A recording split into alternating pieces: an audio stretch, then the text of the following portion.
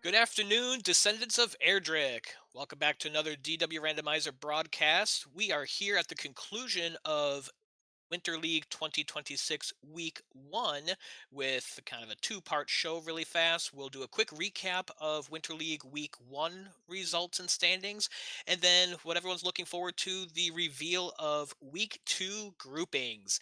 I'm Destiny of a Dragon Warrior, joined today by Diabetes the Second. Good afternoon, Diabetes. Hello, hello.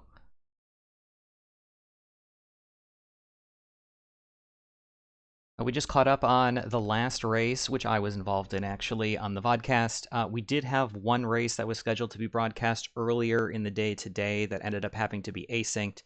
It is completed. We will have that broadcast for you at a later moment, and there will be spoilers for that group result here momentarily, so just an FYI. We do need that to, be out there for the community to see. Yes, if you really don't want to see week Group One results that was run earlier today, turn away and come back in a minute or two.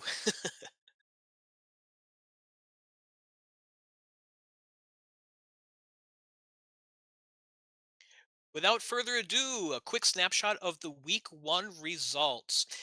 We had 8 races that involved 4 players and 2 races which involved 3 players. So here are our standings.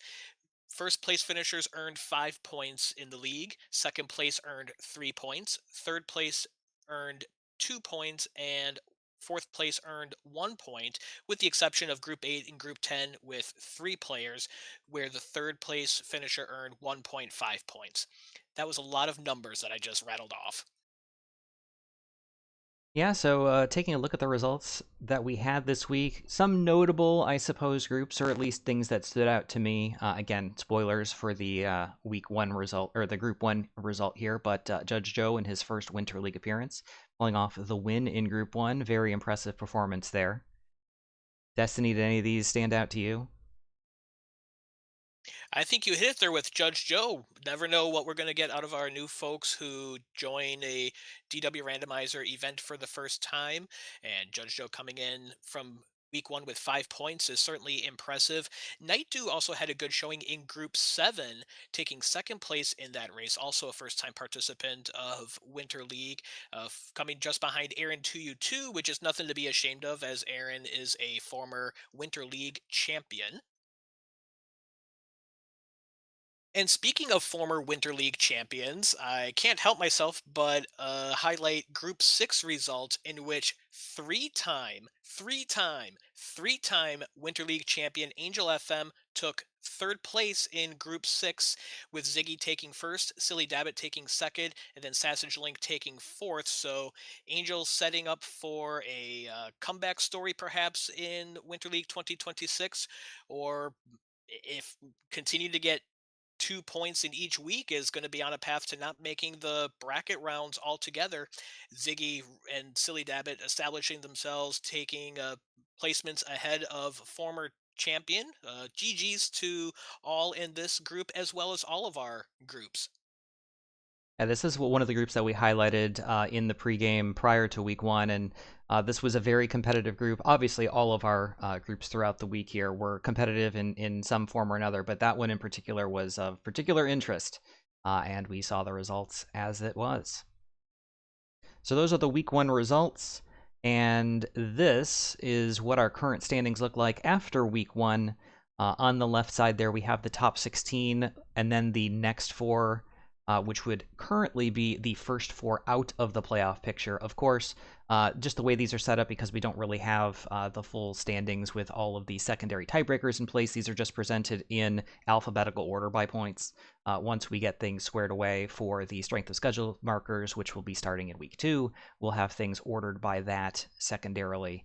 So this is what we're looking at. All of our first place finishers obviously are in position currently, and if you finish in second place, you're also in great position. However, that does not mean if you finish in third or fourth that you're out. We have 4 more weeks of racing, and I think especially when we get into week 3, once we have those positional weeks, that will give a lot of people some opportunities to catch up if they, didn't do quite as well, and also to bring those who did really well in the first 2 weeks down a little bit more to earth.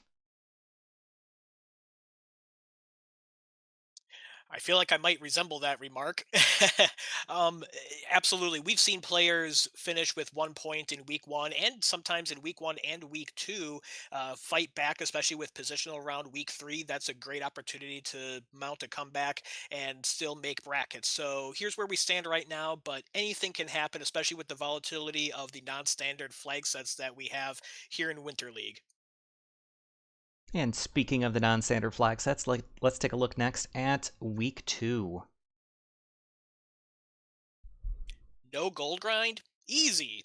So the theme of this week's flag set is the gold chests, which normally roll between roughly 500 and 800 gold, are only going to roll between 5 and 20 gold, significantly lower. So if there's a gold chest in the throne room, you're not going to be able to open it up and carry 6, 7, 800 gold to the nearest town and buy a hand axe and be on your way.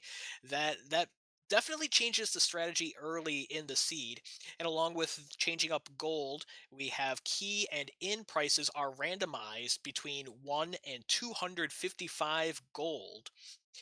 Other flags starting from the top here, random chest locations. There is a reference page where there are additional potential locations of treasure chests that need to be found, many of them behind locked doors, in which case the second flag, hurt more doors and unbreakable keys, which are two flags we kind of listed together, is going to be beneficial with random chest locations. Where if you have trouble finding keys in the seed, or if you get punished by low gold and a high key price, if you get early hurt more in the seed, you can use that to open doors just the same as using a key. And same with unbreakable keys. If you get one key, as long as you don't dispose of it for some reason, you can use that an infinite number of times to open up all of the doors. You only need one key. You don't need to worry about a supply of six, which makes random chest locations a little bit easier than having to carefully manage key inventory. Aesthetic King also offsets the low gold, in which when a player takes a death and gets sent back home to Tantagel, instead of losing half of their current gold total, they will maintain their gold amount. Level Up Refill is another beneficial flag, in which every time a player levels up one step to level 2, level 3, level 4, and so on, it's as if they stayed at an inn in which they recover all of their HP and MP to their current maximum values. That's going to make things interesting on Sharlock dives. And then jumping down, we'll have level 1 Radiant and Repel. Probably not a whole lot of practical use for having those flags on for the strategy of the flag set, but those are features that we can offer. And especially with Radiant, I suppose, come to think of it, with random chest locations exploring dark caves, Radiant is helpful to peek at some of those caves and navigate your ways around into the dark caves that you don't normally look at necessarily. So level 1 Radiant definitely helpful there. I don't know why anyone would want to repel at level 1, but you'll have repel early at the seed and any point in the seed to use. And then wrapping it up, normalized monster XP and gold, in which monsters XP and gold rewards are randomized within a designated range, where slimes will generally still be weaker, but it might not necessarily be 1 XP and 2 gold. It might be slightly different than that and scaled right up on the line of monsters. And then finally, random town entrances. So when you enter into a town, the players might enter in designated spots. Instead of, let's say, the left side of Brecconary, they could enter through the top or through the right side. So kind of changes the muscle memory a little bit. Might be a little bit longer walk to weapon shops or inns. Might have to dodge some NPCs that you're not used to.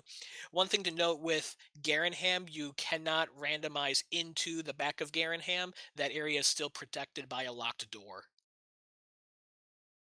And again, as Destiny mentioned there are resources that go over things like the random chest locations, a table of values for the normalized monster XP and gold, and I believe a map of the random town entrances just for your reference, and all that should be available in the Discord or in the rules document for the Winter League. So if you can't find it, reach out to somebody, we'll let you know where it is, but that information should be there because we don't want to leave anybody in the dark.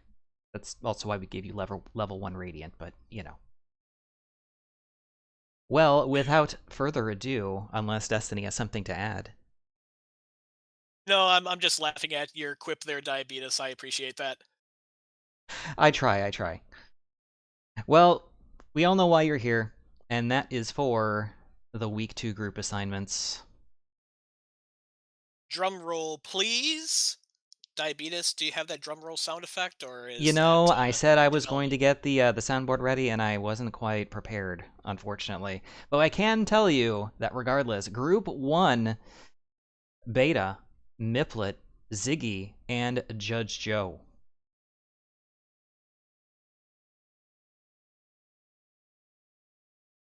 Group 2, we have Jeff, Artorias 308, Cyberdark 86, and Sawny Wrath 11. Lots of numbers in that one. Up next, we have Group 3 with Icy 10As, Tybalt, Sassage Link, and Mand.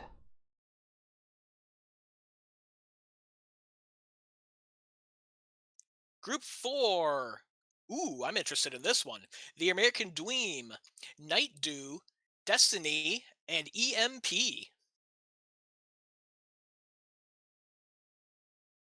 In Group 5, we have Randomize, Ryguy, Synth, Yakko Wacko, and Aaron 2U2. Always seems like one player's left out in the numbers. Group 6, Chadbert, Diabetes the Second, hey, Edge, and Zillinor. That's a group, that's for sure.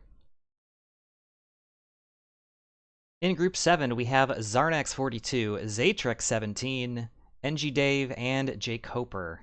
See, Jake Hoper, you need 2 more characters in there. That way everyone will be nice and even.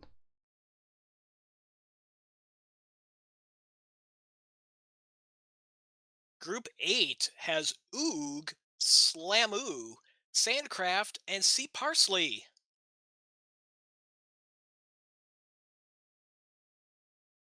In Group 9, this is our Group 9 and 10 will be our 3-player groups. We have Old Vampire Lady, Quinn Patrick, and Angel FM.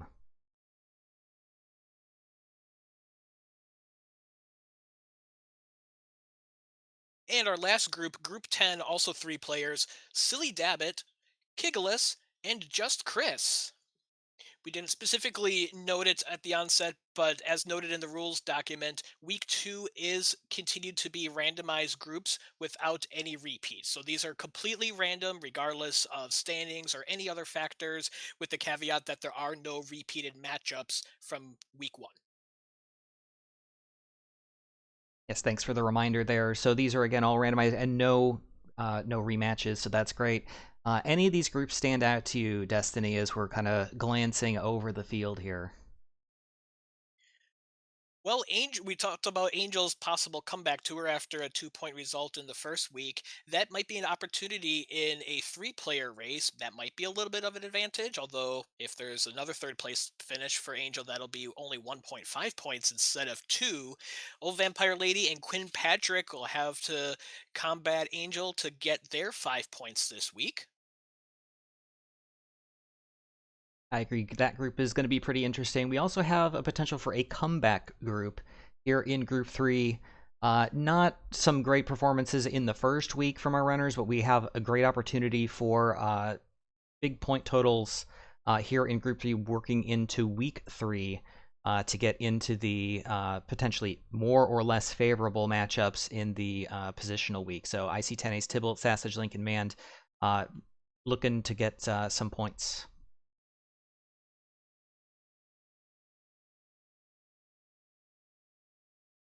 Also, want to highlight Group 1, 3 experienced Dragon Warrior Randomizer players in Beta, Miplet, and Ziggy, and then Judge Joe in their first DW Randomizer event we just highlighted finished with 5 points, so this group could be ultra competitive. I will highlight one more group. Group 5 here with Ryguy and Aaron, and also Synth and Yakawaka. I'm sure Synth is very excited about this matchup. This is going to be another very competitive group. Expecting to see a lot of fireworks coming out of this one. This should be a great race.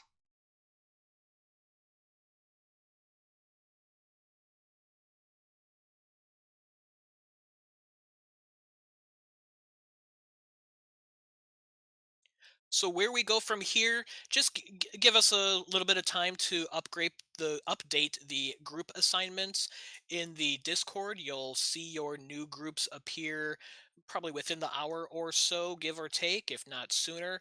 We'll get that assigned and then hit the road on scheduling your next race with your new groups. Appreciate everyone's being proactive in week one to get a lot of our races knocked out and scheduled, if not right away. And looking forward to that here in week two. Get as many on live restream as possible. Always calling out for volunteers, restreamers, trackers, and commentators. I think you covered it all right there. So yeah, so again, look for those here shortly. Your assignments, get those races scheduled as early as possible, and especially on the restreaming side, that's where we have the greatest need. If you do have interest in learning to restream, we would really appreciate it. That said, we really do appreciate everyone who has volunteered in all of the roles, whether as restreamers, as commentators, and as trackers throughout the first week here. We have a lot of races still to cover over the next month or so, so we really do appreciate all of our volunteers. Thanks so much for investing your time with us so far, and we look forward to having you in further races to come.